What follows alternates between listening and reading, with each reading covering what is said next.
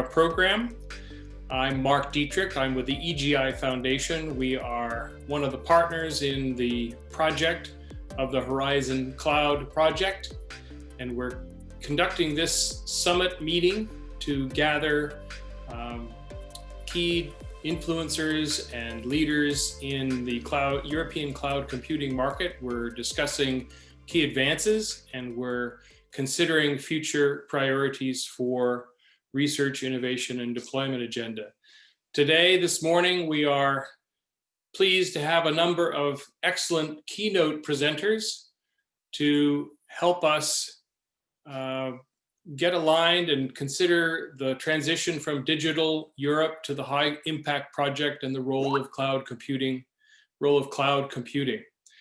Our starting speaker is Mr. Andreas Weiss, who is responsible for the Eco Business Unit of the Digital Business Models and member of the Executive Board of the Eco Association of the Internet Industry. He's been involved in this since 1998 and is currently a director of EuroCloud Germany, as well as a board member of the Trusted Cloud Competence Network. And he will be sharing his views on a number of things, including Gaia-X. And I will introduce a second speaker later from the European Commission. But before we get to him, just want to remind everyone that our purpose here in the project is to refine our own understanding of the cloud computing strategic implications. And I would refer you all to a green paper that this project has developed, in which we are looking for your collective feedback on. And we'll post in the chat the link to that green paper, and we encourage you all to download it, read it, and share your views to our email address, info@hcloud.eu, and that in turn will be posted. So without further ado, I'd like to hand it over to Andreas. Andreas? Actually, it's me, Mark, before, but okay. Oh, sorry. For the quick Federico. welcome. Yeah, Federico was before, okay. Yeah, very shortly.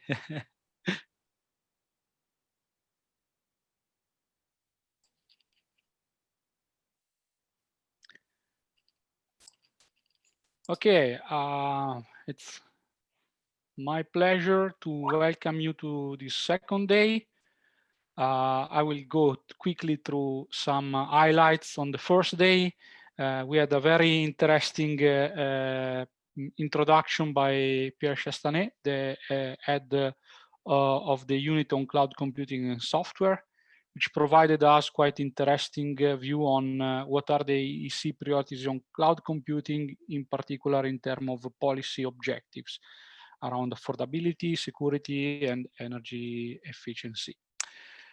Followed by a high-level panel with many actors like Atos, Qubit, Gaia-X, Google, OVH, and T-System, where we discussed the importance of building an ecosystem of cloud computing in Europe, being transparent toward the users, and focus on the market needs, in the creation of the EU market for clouds and federation, and on the community needs, even specific community needs. And one of the most important takes is also that clearly there is a potential for edge computing to be an instrument to make EU competitive in this landscape of the cloud computing market.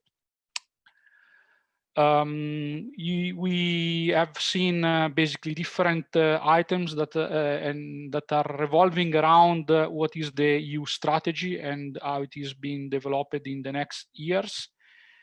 And also today we will have different sessions focusing on some of these aspects, like the federation aspect, the edge computing one, and the sustainable cloud. Clearly, all these aspects are very interrelated with the two synergic impact projects defined in the EU data strategy, and also with the new asset that the Commission is envisioning for the future work programs that will be published early next year. And very quickly, to close with the last few things before handing over to Andreas, I just want to highlight a few things we found in our work, as was introduced by Mark. Clearly, creating some EU federation is not just about the contractual agreements. There is a lot of significant work to be done, and one of the key aspects is really the working with the community of a user and really focus on the concrete priorities that the different sector have. Another aspect that is really important also in this case, we think, is the link with the edge computing. Also because it is clear that today edge infrastructure is mostly a private infrastructure, while a federation might open up the possibility to create what is we can consider infrastructure as a service, public infrastructure as a service for edge computing. And this might really be an important aspect to support interoperability of edge solution around Europe. Finally, most of studies and standards on cloud computing efficiency focus on the black box that is a data center. But when you move to the edge, the picture is much more complex, and you need to understand the end-to-end energy impact that you have. And for this, at the moment, there are not really many ways to do that. There are no standards and so on. So this is also something important to understand to build a sustainable cloud continuum from the core cloud to the edge. And with these last slides, I invite you to have a nice discussion today, to download the work we have done so far and to provide feedback to us. And yes, also I will just say that we will meet again next year, dates to be defined, but stay tuned. And please, Andrea, take the floor. Thank you, Federico. And yeah, you reminded me again, there are a lot of challenges out there and we need to address these. I would like to introduce at least one approach according to the Gaia-X concept, and want to give you some more insights as a follow-up on our yesterday's discussions. I think in terms of the housekeeping rules, you should be all aware of what we already outlined here. So if you have any questions, raise your hands afterwards. And we are happy to follow up on all your questions. If not during the session, we can follow up also later on by mail. Now, Gaia-X, a federated European data infrastructure, and I think this suits perfectly into all the discussions we had so far, and also the recent developments, starting with the implementation of data spaces, as mentioned by Thierry Breton, also then the joint declaration of the member states to work towards a federated cloud, and everything which has been discussed yesterday with Pierre and others around the federation of cloud and data. Now, the driving moment behind it, and what is the motivation that we started with Gaia-X, is really to serve for the European digital economy. And what has been clearly identified mostly by the industry, we need to include a decentralized processing location, which is also known as edge processing. So it is not just all about cloud. Cloud is more a centric approach, but we have also the challenge how to deal with the data which are collected in the production areas or in the smart cities, and or as part of a mobility concept. And therefore, we need a clear understanding how to build up also a decentralized approach. But In this sense, then, we are also facing a lack of transparency and especially sovereignty over stored and processed data and infrastructure. And this was more an evolvement of the last years with the introduction of GDPR. Initially, we had this cloud stack from infrastructure up to software or anything as a service, which was agnostic to the data view. But then, due to the introduction of the GDPR, we had a clear direction of separation of duties, where the infrastructure providers really said, so I'm taking care about the infrastructure, but I'm not responsible for the data. This is your business. And due to this separation, we had a disconnect between the infrastructure and the data ecosystem. And this is really what we need to bring together again, in conjunction with the need for sector-specific data spaces and especially to serve for innovation. So to access smart services, which are out of AI or BI tools or blockchain and industrial IoT and whatever. And we need this combined approach here. Of course, we are also facing multiple technology stacks, and everyone who already deals with multi-cloud approaches can really confirm this is not a simple approach. Further on, we need to be clear about the applicable jurisdiction, which is really a complex topic within the cloud world. Because we have to differentiate where are the data stored, where are the data processed, who has access to the data, and so on and so forth. But everything is then linked to an applicable jurisdiction. And we are also looking forward to have more, let me say, interoperability and portability. It is also part of the EU roadmap and also with the initiatives like SMIPO, switching provider, and so on. So we need clear interfaces, clear APIs for a better transition of processes and data within such an ecosystem. And this leads us then again to multiple stakeholders. Federico, you addressed this as well. As more stakeholders are in, this will initially raise the complexity of opinions, of requirements, and so on. But we need to harmonize this, and we need a common view on these topics. So these are the challenges, and then the answer on this is that Gaia-X aims to add value to the digital economy. We need to take care about database business models, because this is really what we are looking for, this innovation space where you can, to understand, if you're collecting data, you should identify how to monetize data. And as part of our Eco Association, last year we conducted a study on the potentials of AI solely in Germany. And if you really use AI consequently, then you're targeting a potential of 480 billion euro in 2025 just in Germany, which is split up in 2/3 by process optimization and 1/3 by new business models. So there's a huge potential if you turn into database business models as well. But we need also then fairness and transparency. So if anyone is going to share data to enhance any AI processing, well, there should be also a cashback or something like this, or any kind of incentive.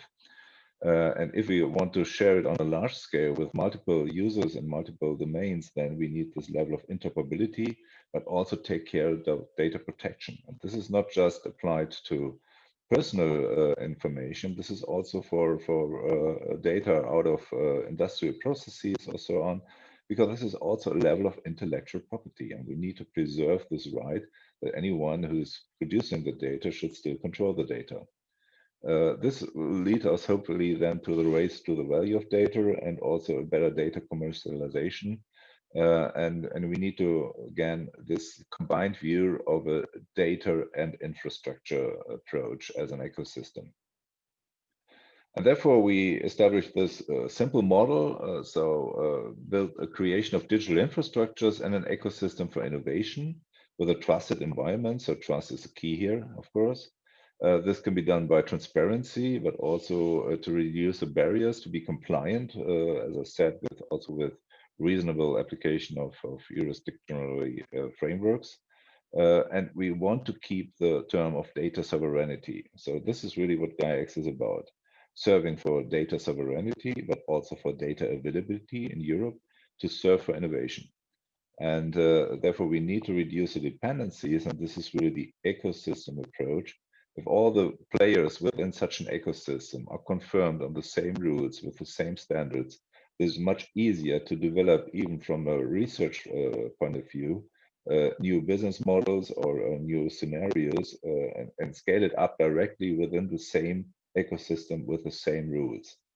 This is also a matter of efficiency. And so what we are aiming for, in fact, is really a sovereign infrastructure in conjunction with a sovereign data exchange. And this according to EU policies, EU rules, EU values. So this is really what we are scoping on. Everything what is done in Gaia-X should comply and should be aligned with the EU roadmap, like harmonized markets, interoperability, and also EU Cybersecurity Act, and of course GDPR compliance, and so on and so forth. And therefore, we have this middle layer for this level of interaction. And what does it mean precisely? So what we are really looking for is on the lower part, you can see already a set of different infrastructure services, and it's not just about cloud. It's also high performance computing. There can be some sector specific cloud, but really the edge, and also network and interconnection is really of relevance, because without appropriate bandwidth and also appropriate latency, most of the business models will fail. So you need this reliability, but also a level of flexibility. And on the upper part, you see all the domains, which are also aligned with the data spaces, which are announced by the EU.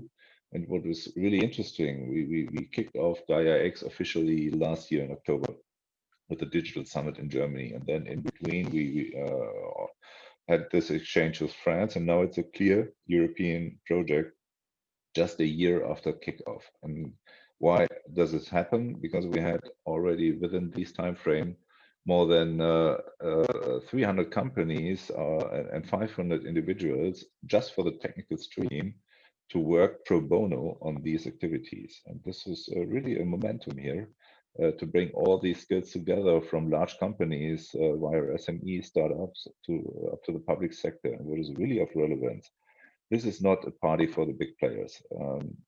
75% of the participants were out of the industry or the private sector, and half of them are SMEs. And this is really necessary to get the buy-in by the SMEs and also the startups, because they are those who are really introducing innovation in all these discussions. And so this is where we see a huge potential to have a better participation in the value networks of data monetization in Europe with Gaia-X. And in between, you can see the federation services. This is all about identity management and trust over IP, the topic of sovereign data exchange, as I mentioned, and then also a federated catalog, which is a list of services which are in compliance or aligned with the Gaia-X principles. And therefore, we need an appropriate compliance package, also with some monitoring as to gain evidence on the confirmation of any information which has been set by the providers and their services. And this is how it works right now. And just a more deep dive. So this middle layer with the federation services is one of the key services.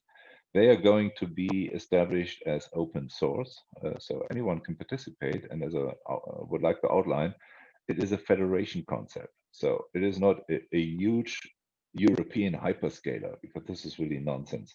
What we are aiming for is to bring all the resources out of Europe together, but even beyond of Europe, to harmonize them on same standards, on same policies and rules, and also to introduce these federation services. And then anyone can take these services and build up his own community and build up his own domain.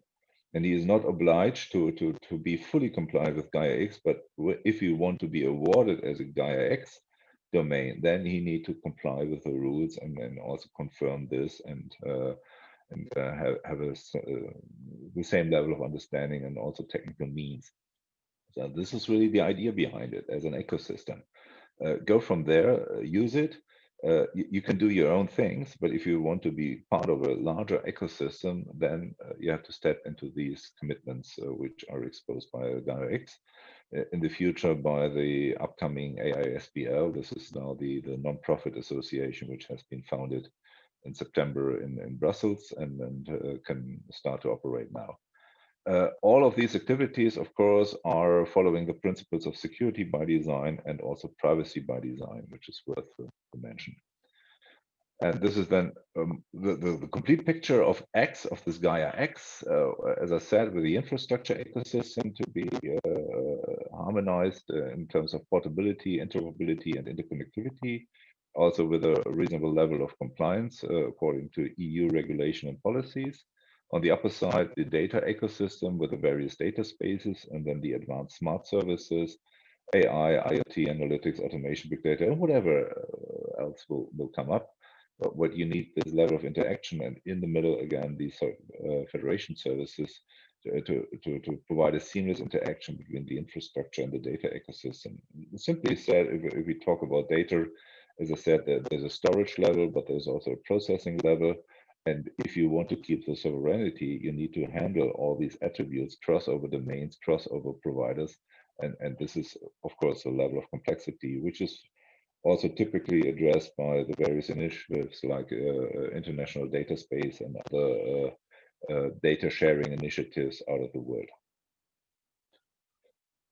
Again, we are not starting in a green field, and we are not aiming for another level of certification or whatever. We just take what is out there. So these are the pillars. We have a clear objectives, alignment with the European strategy, and we're taking all the relevant policies and regulation like GDPR, eIDAS, SWIPO, Free Flow of Data, Cybersecurity Act, and so on, and assemble this in a level of architecture standards. So whatever is out there should be aligned, should be linked together, and this will give you an overall view from the technical compliance level as well as on the regulative compliance level. And therefore, we are really looking forward also to interact with initiatives like EuroCloud, like EOSC, like OpenEnabler, whatever. There are a lot of interests, and we need to find a alignment. First and foremost, to reduce redundancy and to gain synergies out of these projects, also leading them into appropriate standardization activities with ETSI and SYNERGIC and so on. Yeah, and this is really architecture of standards governance. So we have the buy-in by the cloud service providers, but also by the cloud service customers. We are trying to find now this alignment on the policies and the architecture of standards, looking all of the domain knowledge and the industry associations with vertical standards, also the legal and regulatory standards, and the technology standard bodies, bring them together and to serve for a harmonized data platform provider, and also to synchronize with the infrastructure and platform operators, and also the network and interconnection operators mostly. And of course, we need also then the support with appropriate certification services, which are already out there, and the various service providers, whatever flavor is behind of it. Yeah. And if you're interested, just have a look at this URL. We have some information. There's a blog. There are various use cases, a glossary about the terminology, also an FAQ list. And if you want to get further engagement, then just drop a mail to aispl@data-infrastructure.eu. And that's it for now. Thank you for your attention. Thank you so much, Andreas. As somebody mentioned in the chat, this is an excellent encapsulated discussion of what Gaia-X is, and in particular what the X is. So that's wonderful. If we have a minute or two for questions, if anyone wants to raise them verbally, you can raise your hand using the Zoom capability. If there's any questions. Well, I see already a question. I can address it immediately. Sure, go ahead. We had this summit, and of course there was an announcement that even the hyperscalers are going to participate in Gaia-X. And I think this really makes sense. It doesn't make sense to work against 90% of the market, because even the European economy relies on these hyperscalers. What is really worth is to have more choice, to have a plan B, and to reduce the level of lock-in. We really have to outline, it is not the hyperscalers who are failing in terms of regulation. It's more the administration behind of them. And they're providing services which are well appreciated here. So what we need, especially when we consider the edge and also the innovation space, we need more diversity. And this is really why we are aiming for a federation of services, and also to allow the domains to move forward on their own and not to be reduced just on the small set of hyperscalers and their choices, because we really need to include all the complete European economy and the value chain of smart services. And it's not just about cloud. Cloud is just one pillar in this view. And therefore, yeah, but to keep the European footprint, there was a decision in the AISBL that only companies with European headquarters are allowed to be nominated for the board of directors. So this will keep at least compliance level and the key objectives to build up Gaia-X according to European values and rules and legislation. But I think it's certainly fine to have all other non-EU providers welcomed on board. But of course, they have just one voice out of 200 so far. I think we have already 118 members for day one. And there's continuously upgrading membership here. And let's go from there. It is a multi-stakeholder process. But I don't see a need to exclude other hyperscalers from this development.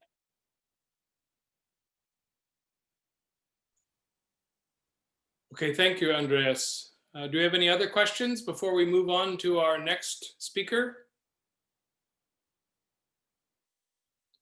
Well, I'm sure there'll be plenty of opportunity in our breakout sessions that will start very soon to explore the Gaia-X concept and federated cloud more generally. So I look forward to your dialogue around that shortly. But for now, we have another excellent presentation, this time coming from Manuel Mateo Goye, who's the Deputy Head of Cloud and Software Unit at the European Commission, DG Connect. And previously, he's been in this position since last year, and previously he was a member of the cabinet of Commissioner Gabriel, advising her on questions of copyright, audiovisual, disinformation, HPC, digital skills, Wi-Fi for EU, etc. And previously spent a number of years with the Commission in several directorates. So we're very pleased to have Manuel here, and I think he has some breaking news for us. New information from yesterday. So all of you Horizon Cloud Summit participants are getting not a sneak preview, but a quick news flash. So over to you, Manuel. Good morning, everyone. Is the sound okay, Mark? You're a little low, so if you could get closer to your mic. I'll speak like this then. Much better. Okay, good. Good morning, everyone. Mark, thanks a lot for the introductory words, and thanks a lot to everyone in EuroCloud for yesterday's and today's workshop. Thanks a lot to Andreas. I concur with Edwin's comment in the chat that this was the clearest Gaia-X presentation I've seen, and I've seen many, believe me. So that was very clear, and I think rather than trying to complement or which would inevitably repeat what Pierre said yesterday, I'm going to elaborate on it with a new piece of information. But I think it will resonate very much with what Andreas just said, and you will see that a lot of the themes are very similar. Yesterday, the Commission adopted a couple hours after Pierre spoke, and I'm Pierre's deputy, adopted the Data Governance Act, something he couldn't walk you in the details because it was not yet adopted, but so today that embargo is lifted and I can speak freely about it. First of all, I'll put the link later on. what was adopted yesterday is a 42 pages long draft regulation for governing act for a governance of data in Europe. It's a piece of regulation and it's only a proposal. So it's something that the Council and the Parliament will have now to discuss, to come up with their respective amendments, if you want, or negotiation positions, and then the two of them with us in the room will undergo the final negotiations, known in our jargon as the trilogues. So yesterday was only the beginning of a process which will now last several months, but that I'm sure everybody will be looking very carefully. And in today's press, and I've seen plenty of press articles throughout the press, and this is much detailed, and some analysis is quite accurate. But I always encourage people to go back to the original text, to especially people like you who are specialists in this area.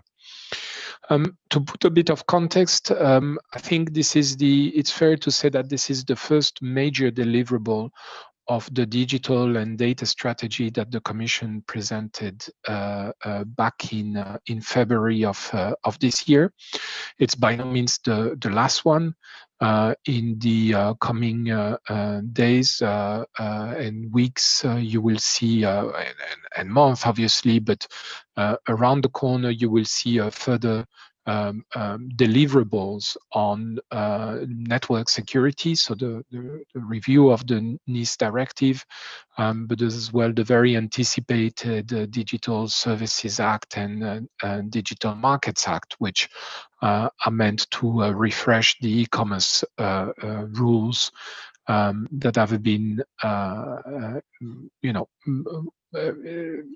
reviewing a little bit the constitution of the internet, which is this famous e-commerce directive from 21 years ago, I think by now.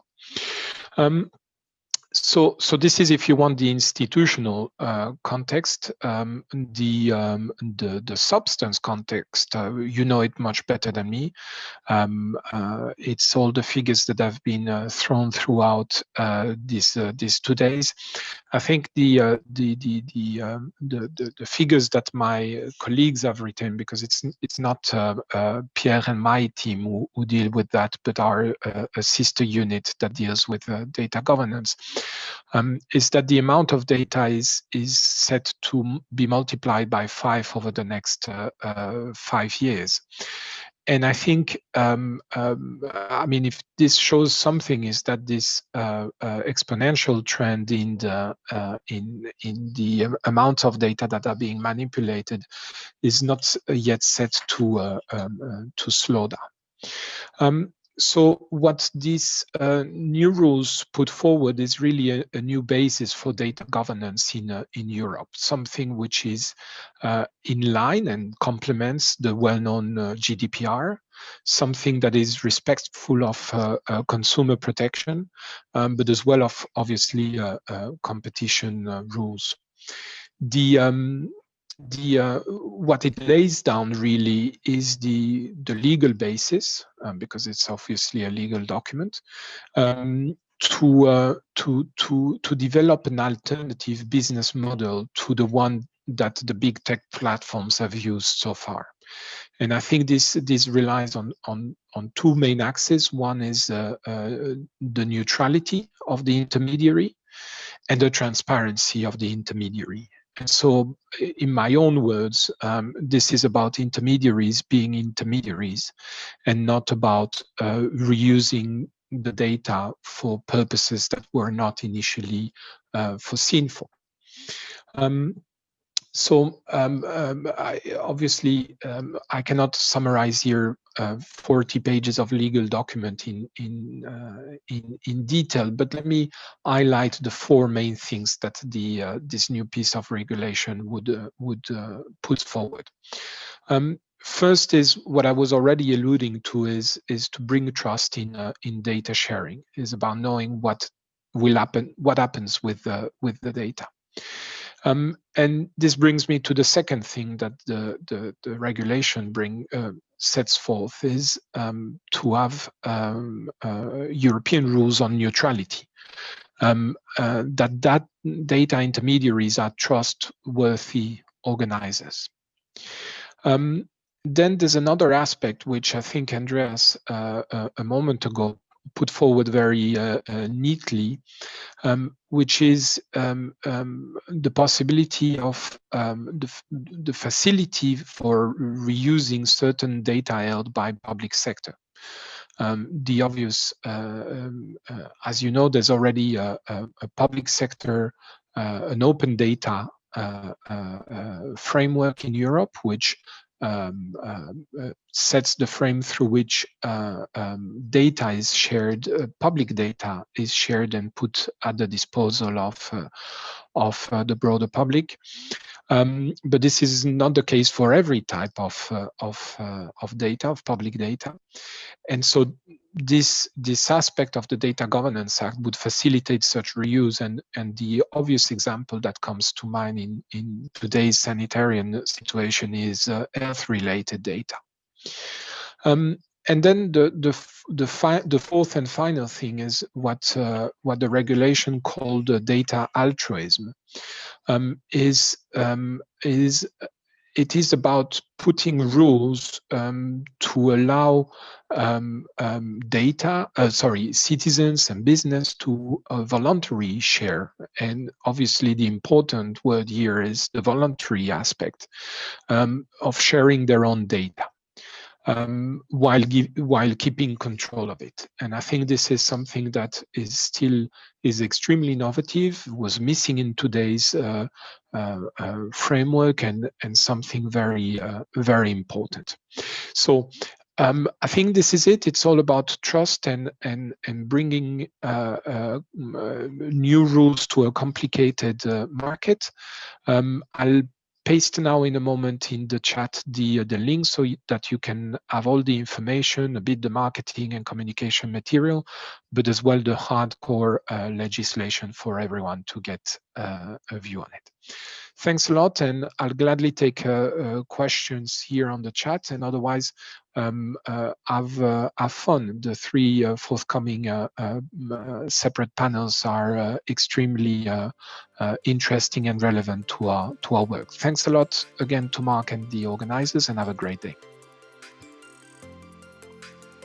Thank you, Manuel. That was a great update. Appreciate the detail.